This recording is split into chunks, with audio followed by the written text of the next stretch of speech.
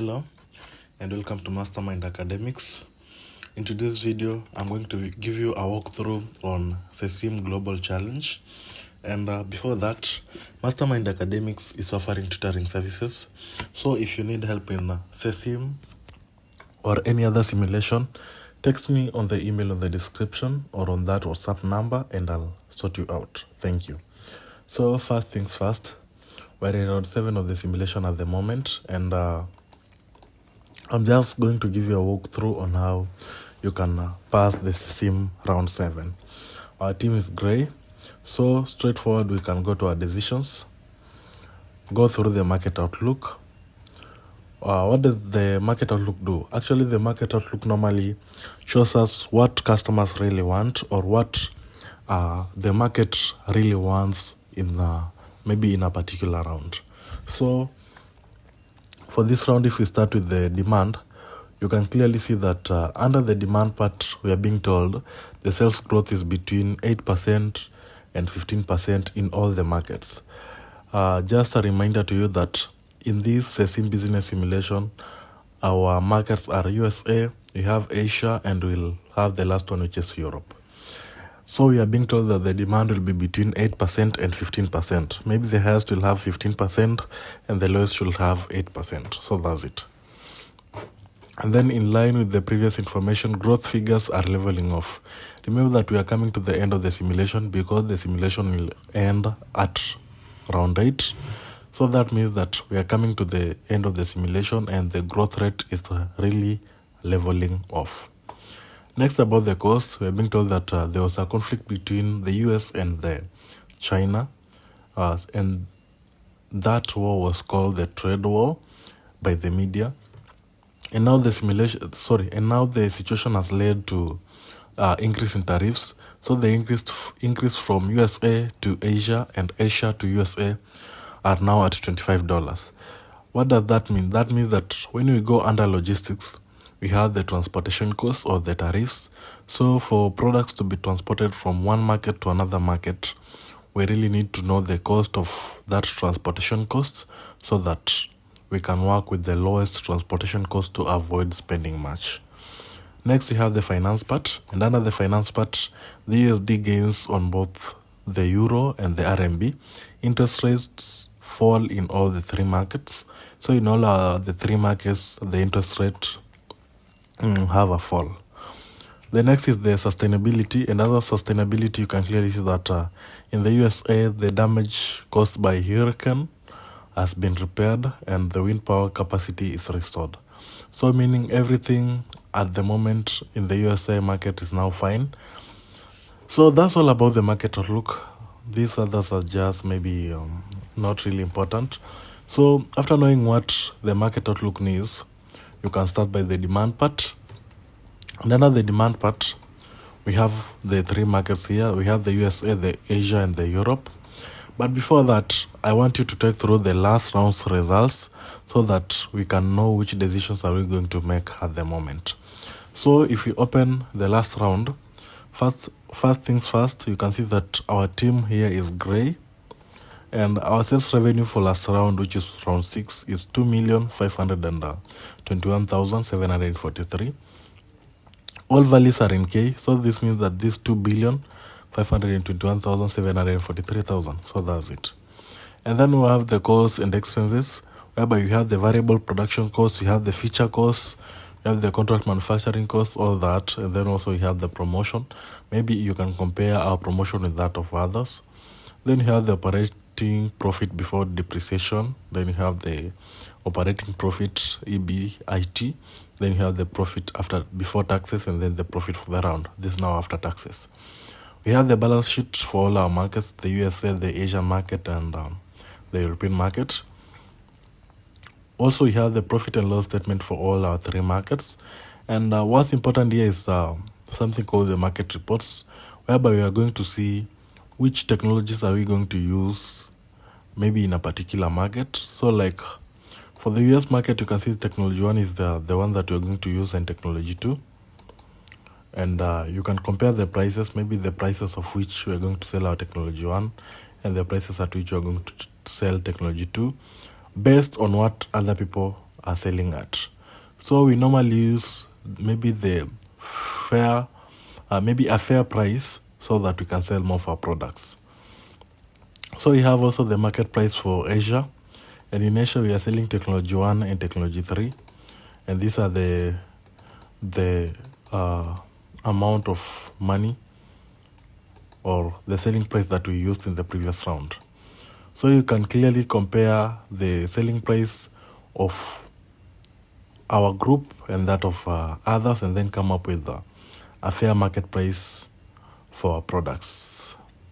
Next is Europe. And under Europe, you can see we're selling technology 1 and technology 2. And we sold 150 for technology 1 and 220 for technology 2.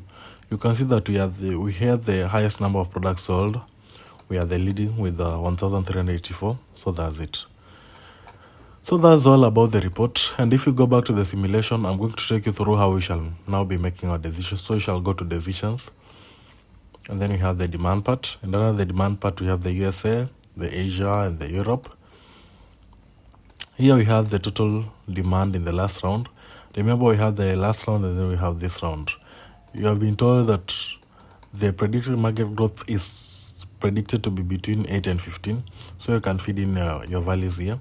And then on the right side, you have something called the network coverage focus. And under this, you are just given a point to choose between which technology you are going to use. You'll use the best technology in each market. So at the moment, when you go here, you can see that in the USA market, technology 1 is leading with 100%, technology 2 with 75%, and then technology 4 with 50%. So for USA, it's I can advise us to use technology 1 and technology 2. In the Asian market, I can advise us to use technology 1 and technology 3 because technology 1 is selling at 100%, and technology 3 is selling at 70%. In the European market, you can see that technology 1 is selling at 100%, and technology 2 at 60, and technology 4 at 80. So in the European market, technology 4 and 1 are the highest. So you can either choose to use technology 1 and 4 in the European market. Next, we have the production part. And under production part, this is just producing a particular number of products based on what we predicted to sell in the round. So we have the planning, we have the inventory part, we have the investment, we also have the environmental impact. So here we make decision on the planning part, whereby we are going to maybe use the in-house manufacturing or the contract manufacturing, and also sustainability, whereby we can buy renewable energy in percentage. And then we have the contract manufacturing, whereby you can also produce products by contract manufacturing. So that's it. And then we have the investment part. Also under the investment, you need to estimate the demand, maybe the number of products that shall have a higher demand in the next round, which is round 8, and maybe in round 9 if the simulation is continuing. Then we have the capacity part. Another capacity, now you're investing in plants. You can either buy new plants, or maybe if you have a lot of plants, you can sell plants also. Next is HR, and HR is simply human resource. And under human resource, we're going to make decisions under the staffing and costs, whereby we have R&D staffing, personnel in the last round, the estimated voluntary turnover rate, or maybe in percentage, and then the personnel in this round, the wage per month, and then the training budget per month. Then we also have the training priorities, whereby you can choose which one should you prioritize more. So like we have the basic training, we have the work safety, maybe if you want to help to prevent occupational hazards in your company. Then you have the personal health.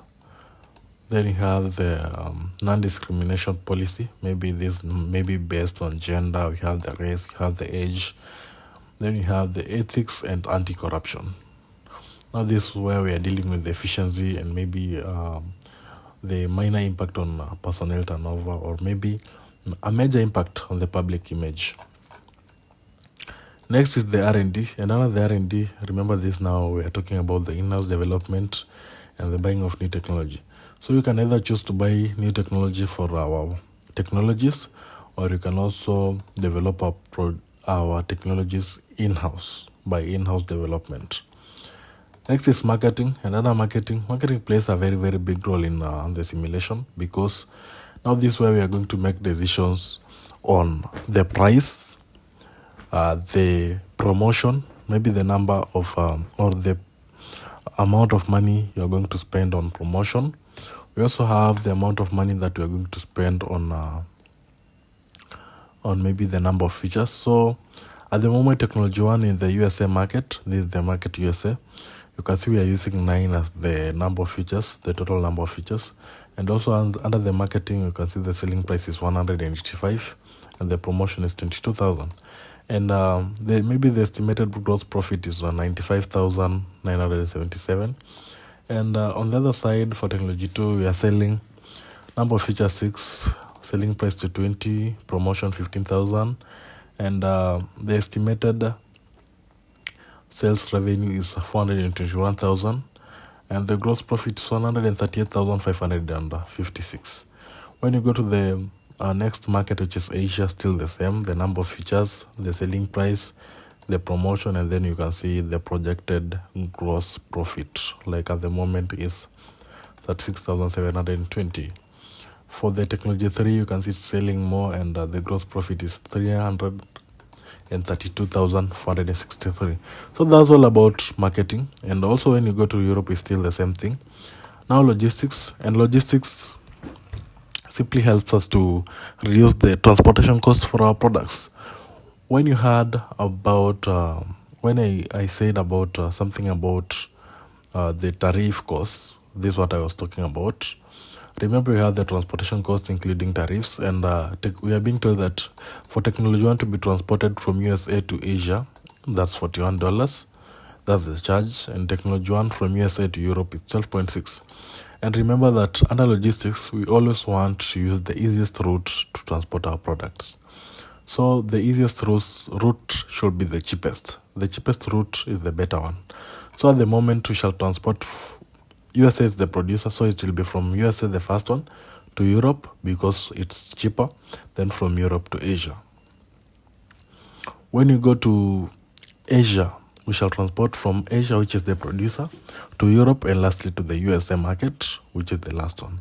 This just helps us to reduce something called the transportation costs, and that's it. Next is the tax part, and under the tax part, we don't have a lot to talk about that, because we normally compare maybe the tax rate after being told, maybe from USA to Asia, we compare with that of last round, the USA to Europe, and then the Asia to USA and Asia to Europe.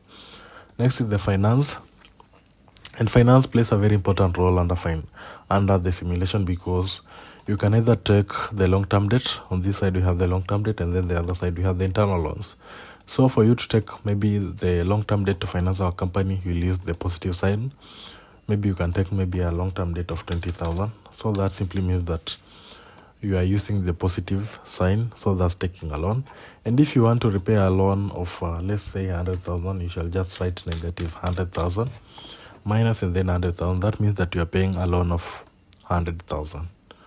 So that's it. Under the internal loans, this normally helps us to transfer maybe money or cash from one market to another. So you can transfer cash from Europe to USA, and you have been given here the coordinates or the values. Asia to USA to Asia, you use the negative. Asia to USA, you use the positive. Asia to USA, negative, and then the other one negative. So that's it about the internal loss. So that's all about finance. And if you need help in Cesim business simulation or Cesim global challenge, just text me on that WhatsApp number or on that email, and I'll sort you out. Thank you for watching my video. Till next time.